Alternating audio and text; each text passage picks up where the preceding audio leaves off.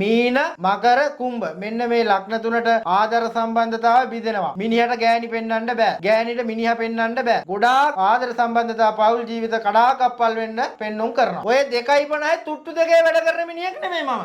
කිව්වා. තමන්ගේ ගෑණි මිනිහා ඉතින් තව මිනිහෙක් ළඟ බුදියනවා නම් ඒවට මන් ළඟ තියෙනවා. වරදට දඩුවම එතනම දෙනවා. හරක් මොකටද? වසී කරන හරකෙක් වසී කරන්නයි. උපන් දිනේ උණයි නම උණයි ඒ මම ඉල්ලන විස්තර ටික දෙන්න උණයි. දුන්නොත් මට ඒ විදිහට වැඩේ කරලා දෙන්න පුළුවන්. සල්ලි తాවකාලිකයි මනුස්සකම සදාකාලිකයි. සල්ලි නෙමෙයි. සල්ලි පස්සේ යන්නේ සල්ලි වැඩක් නෑ මට. මට මේක දෙයියෝ දීලා තියෙන්නේ. මල් ළඟට ආපු මිනිහෙක් මට කන්න තියෙන බත් එක හරි දීලා තමයි යවන්නේ. සල්ලි වලට වැඩ කරුවා නම් මම මෙතන ඉන්න ඕනි මිනිහෙක් නෙමෙයි අද. වැඩක් කරපු හින්දා තමයි මම මේ ලංකාවට ලෝකෙට ප්‍රසිද්ධ වෙලා ඉන්නේ වසී ගුරුකම් වලට. මෙම ළඟදී වෛද්‍යවරියක් ආවා. මේ වෛද්‍යවරියා යාළු වෙලා හිටියේ ඉංජිනේරුවෙක් එක්ක. එයා ඒ දෙන්න දැන් යාළු වෙලා අවුරුදු ගාණක් එකට ඉඳලා ගමන් බිමන් ගිහිල්ලා ඒ වෙන්න තියෙන දේවල් වෙලා දැන් මෙයා දාලා යන්න වෙලා. දැන් එයා කරන වෘත්තිය වුණත් එයා මල් ළඟට ආවා ඒ වෛද්‍යවරියා. ડોක්ටර්ස්ලා තිනොත් දේවල් වලට ඩොක්ටර් කෙනෙක් වුණත් Tamanට ප්‍රශ්නයක් වුණොත් දෙයිවරයෙක් හොයාගෙන එනවා. මම කිව්වා මට වරු 3ක් දෙන්න මේ ෆොටෝ එකයි නමයි ඒ උපන්දිනේ දෙන්න මම දවස් 3ක් ඇතුළත වරු 3යි දවස් 3ක් ඇතුළත ගෙනල්ලා දෙනවා කිව්වොත් දෙනවා. අනිවාර්යෙන් දවස් 3 ඇතුළත මේ දේවස්ථානයේට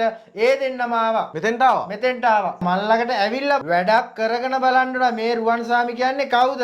ආයේ වචන දෙකක් කතා කරන්නේ නැහැ. එදත් කියන්නේ එකයි අදත් කියන්නේ එකයි. මං ආපු වෙලාවේ කියනවා ඔයා මට කතා කරොත් මට වැඩේ කරන්න පුළුවන්ද බැරිද කියන එක මං ඒ වෙලාවේ කියනවා. මේ දෙවියන් ඉදිරියේ බොරුවක් කරොත් මේවා මටම සාප කරනවා. වසියක් කරොත් එකයි ජය නියතයි. ගෑණි ගිහිල්ලා ගෑණි දාලා මිනිහා ගිහිල්ලා යාළු වෙලා ඉන්න කෙල්ල දාලා ගිහිල්ලා කොල්ලා ගිහිල්ලා පිට රටද ලංකාවේද ලෝකෙද මට ඒව අදාළ නැහැ. මට යන්නේ දවස් 3 නම් 3ම තමයි. මම කිව්වා අනිවාර්යෙන් කරලා දෙනවා නම් දෙනවම තමයි. ඒක වචන දෙකක් නෑ මගේ. කියනවා අරතෙන්ට ගියා අර මෑණිලකට ගියා මෙයාලකට ගියා මේ වැඩක් උනේ නැහැ. වැඩක් කරන්න මහත්තයෝ වැඩක් කරන්න පුළුවන් කෙනෙක් ළඟට යන්න. පුළුවන් කෙනෙක් ළඟට ගියොත් මහත්තයෝ ඒක වකවානුව ඇතුව කරනවා කිව්වොත් සත්‍ය කරලා සහතික කරලා කියනවා. අය මෙතනින් යවන්නේ සිනහමුසු මූණෙන් යంత్ర මන්ත්‍ර ගත්තොත් නම් සෑම දෙයක්ම කරනවා. අධිහූනියම් කරනවා. ගෙවල් දොරවල් ආරක්ෂා කරනවා. දරුවන්ගේ අධ්‍යාපන කටයුතු අඩපණ වෙලා තියෙනවා නම් ඒවට යంత్ర දානවා. මට මේ ලැබිලා තියෙන දෙයියෝ දීලා තියෙන දායාදෙන් මම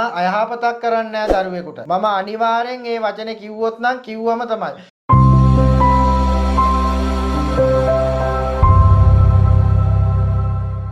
ගණේෂ් ටීවී නාලිකාව මගින් ඉදිරිපත් කරනු ලබන මෙම වැඩසටහනේදී සම්පත්දායකයා විසින් කරනු ලබන ප්‍රකාශ වූ අනාවරණයන්ගේ පූර්ණ වගකීම ඔහු සතු වන අතර සමාජගත වන තොරතුරු සහ මතයන්ගේ හිමිකාරීත්වයද ඔහු සතු වේ. වසර 5000ක් පුරාවට මහ පොළොව මත වැළලී ගිය ශ්‍රේෂ්ඨ සූර්ය වංශික ශිෂ්ටාචාරයක ලේ උරුමයක සොයා යන ශ්‍රී ලාංකිකයන්ගේ දැනුම් පිපාසාව වෙනුවෙන් පමණක් අප විසින් මෙම වැඩසටහන ඉදිරිපත් කර ඇත. මෙම කරුණු විශ්වාස කිරීම හෝ නොකිරීම ඔබ සතු කාර්යයක් වන අතර මෙකී කරුණු මූලික කරගෙන සිදු කරන්නා වූ කිසිදු මුදල් ගනුදෙනුවක් සඳහා ගණේෂ් ටීවී YouTube නාලිකාව වගකියනු නොලැබේ. ඔබතුමා පිළිගන්නවා අයිබෝන් කියලා. අයිබෝන් රුවන් සාමිතුමා. එහෙම තමයි ජනාධරයට පත් වෙලා තියෙන මේ කාලේ වෙනකොට ඔබතුමා. ඉතින් මේ දවස්වල මොකද වෙන්නේ? මිනිස්සු වෙනවද පිහිට ගන්න ඔබතුමා ගාවට දුක් ගැනවිලි කියනවද ඇවිල්ලා? මේ වයිෂාන් මහත්තයා මේ දවස්වල මන් ළඟට වැල නොකඩී මා දේවස්ථානයට එනවා. මොකද වැල නොකඩී එනවා කියන්නේ ගෑණි ගිහිල්ලා ගෑණි දාලා මිනිහා ගිහිල්ලා ආදර සම්බන්ධතාවය යාළු වෙලා ඉන්න කෙල්ල දාලා ගිහිල්ලා කොල්ලා ගිහිල්ලා කරදර කම්කටොළු කිව්වොත් මා වසීම තමයි මෙතෙන්ට එන්නේ. වසීම තමයි. අනිවාර්යෙන් වසීම තමයි ආවොත් මම මෙතනින් ආවොත් නම් යවන්නේ දෙන්න සාමූලික එකතු කරලා තමයි යවන්නේ. වශී වලට මේ බ්‍රෑන්ඩ් එකක් වෙලානේ රුවන් සාමිතුමා. මොකද මෙතෙන්ට ගොඩක් දෙනා ආදර සම්බන්ධ ප්‍රශ්න කියාගෙන එනවා ඔබතුමා ගාවට. ලංකාවේ මේ තරම් දේවාල තියෙද්දි ඔබතුමා හොයාගෙන එන්න තරම් වශී වල ඔබතුමාගේ තියෙන විශේෂත්වය මොකද්ද? මෙහෙමයි ශාන් මහත්තයා මම වැඩක් කරොත් එකයි. ආයේ දෙපාරක් මෙතන මම මේ දේවස්ථානෙට ගෙන්නන්නේ නැහැ. අදින්නේ නැහැ. ආයේ වචන දෙකක් කතා කරන්නේ නැහැ. වසියක් කරොත් නම් එකයි. කරොත් එකයි. ජය නියතයි. ඉතින් දැන් ගොඩක් අය අපිට කතා කරලා මිනිස්සු කියනවා අඬා වැළපෙනවා. එක්කෙනෙක් ගාවට ගියා. එයා මුලින් මෙච්චරක් කිව්වා. ඊට පස්සේ ආයි පාන ගිනි ගත්තා. අපල මේවා කියලා සල්ලි වෙනම ඉල්ලනවලු. දැන් ඔබතුමා කියන ඔබතුමා ගාවට ආවොත් එකපාරයි කියලා. මොකද්ද මේ වෙනස? ඇයි එහෙම කරන්නේ මිනිස්සු? මෙහෙමයි ශාන් මහත්තයා මන් ළඟට ඇවිල්ලා බලන්න උනායි මොකද්ද කියලා. වැඩක් කරගෙන බලන්න උනා මේ රුවන්සාමි කියන්නේ කවුද? වැඩක් කරොත් එකයි. ආයේ වචන දෙකක් කතා කරන්නේ නැහැ. එදත් කියන්නේ එකයි අදත් කියන්නේ එකයි. අද පස්සෙන් ගිහලා ආයි සල්ලි වෙනස් ආයේ කරන්නේ. මට යහන් ගිනි ගත්ත වැඩකුත් නෑ මේවා. මං ආපු වෙලාවේ කියනවා ඔයා මට කතා කරොත් මට වැඩේ කරන්න පුළුවන්ද බැරිද කියන එක මං ඒ වෙලාවේ කියනවා. මට වැඩේ කරන්න බැරි නම් පුතේ ඔයාට මට මේක කරන්න බෑ. ඔයා වෙන කාට හරි කියලා කරගන්න කියලා මං ඒ වෙලාවෙම කියනවා. එහෙමත් කියනවා. ඒ වෙලාවෙම කියනවා. බොරුවට මේ ඔයාගේ මගේ කාලේ ගන්න මට වැඩ රාසකාරිය ගොඩක් තියෙනවා. හරක් ඒව නිදහස් කරන්නේ. හරක් ඔය හරක් මොකටද? වසී කරන හරකෙක් වසී කරන්නයි. කෙල්ලක් කොල්ලෙක් වසී කරන්න අරක මේ නිදහස් කරන්න මේව ඒව මල්ලක නෑ. ඔය 2.50 තුට්ටු දෙකේ වැඩ කරන මිනිහෙක් නෙමෙයි මම. කිව්වොත් කිව්වා. මයේ රුවන්සාමි කිව්වොත් නම් වැඩම තමයි ඉතින් ඈ. වැඩකාරයත් එක්ක බොරු බෑනේ. කියනවා අර තෙන්ඩ ගියා අර මෑණිලකට ගියා මෙයාලකට ගියා මේ වැඩක් උනේ නෑ. වැඩක් කරන්න මහත්තයෝ වැඩක් කරන්න ඕනි කෙනෙක් ළඟට යන්න. වැඩක් කරන්න පුළුවන් කෙනෙක් ළඟට යන්න. පුළුවන් කෙනෙක් ළඟට ගියොත් මහත්තයෝ ඒක වකවානුව ඇතුව කරනවා කිව්වොත් සත්‍ය කරලා සහතික කරලා කියනවා ආයෙ මෙතනින් යවන්නේ සිනහමුසු මූණෙන් තමයි දෙන්න කතා කරලා යවන්නේ. දැන් ගොඩක් දෙනෙක් කියනවනේ අනික් දේවාල වලට ගියොත් සල්ලිම විතරයි සල්ලිමයි යන තැන ඉඳන් සල්ලි ඉල්ලන්න කියලා කියනවා. ඔබතුමා ගාවට આવොත් එහෙම මිල මුදල් පස්සේ යන්නේ නැල්ල ඔබතුමා. ඔබතුමා ඇත්තටම මේ මිල මුදල් ගන්නේ නැතුව මේ දේවල් මේ තරම් අඩු මුදලකට කරන්නේ කොහොමද? මේමයි ශාන් මහත්තයා සල්ලි වලට වැඩ කරන වැඩ තියෙනවා. නැති වැඩ තියෙනවා. වසියක් කරන්න මේකට ලක්ෂ ගණන් ඒව වැඩක් නැහැ. මොකද එහෙම යන්නේ නැහැ සල්ලි. සල්ලි වැඩක් නැහැ. සල්ලි මොකටද? සල්ලි తాවකාලිකයි මනුස්සකම සදාකාලිකයි. මං කියනවා මං අනිවාර්යෙන් පොරොන්දු වෙනවා මේ වැඩේ නිසියාකාරව කරලා දෙනවා කිව්වොත් දෙනවා සල්ලි නෙමෙයි. සල්ලි පස්සේ යන්නේ නැහැ. සල්ලි වැඩක් නැහැ මට. මට ඕනි මනුස්සකම විතරයි. ඒ මනුස්සකම තිබ්බනම් මම ඒ විදිහටම වැඩ ඉවරයක් කරලා දෙන්න මම පොරොන්දු වෙනවා. මට මේ ලැබිලා තියෙන හැකියාව හැම කෙනෙකුටම පිළිහිටවලා නැහැ. මට මේක දෙයියෝ දීලා තියෙන්නේ. මන් ළඟට ආපු මිනිහෙක් මට කන්න තියෙන බත් එක හරි දීලා තමයි මම යවන්නේ. ඒ එන දරුවා මෙතනින් සිනහමුසු මුහුණෙන්මයි යවනවා. සල්ලි පස්සේ යන්නේ. සල්ලි වැඩක් නැහැ. සල්ලි වලට වැඩ කරන්නේ නැහැ මම එදත් කියන්නේ ඒකයිනේ. එදත් කියනවා මම සල්ලි වලට වැඩ කරුවා නම් මම මෙතන ඉන්න ඕනි මිනිහෙක් නෙමෙයි අද. අනිවාර්යෙන් ඉතින් ඒ නිසානේ හැමදාමත් අපි එන්නේ ඔබතුමා හොයාගෙන මිනිස්සු ඔබතුමාව ඉල්ලනවා. පිහිටක් ගන්න බලාපොරොත්තු වෙන මිනිස්සු ගොඩක් ලංකාවේ ඉන්නවා. ඉතින් ඒ අයට දැනගන්නත් එක්ක කියමු ඔබතුමා ජනප්‍රියයි මේ වශීගුරුකම් වලට. ඔබතුමා කොහොමද වශීගුරුකම් කරන්නේ? මොන විදිහටද?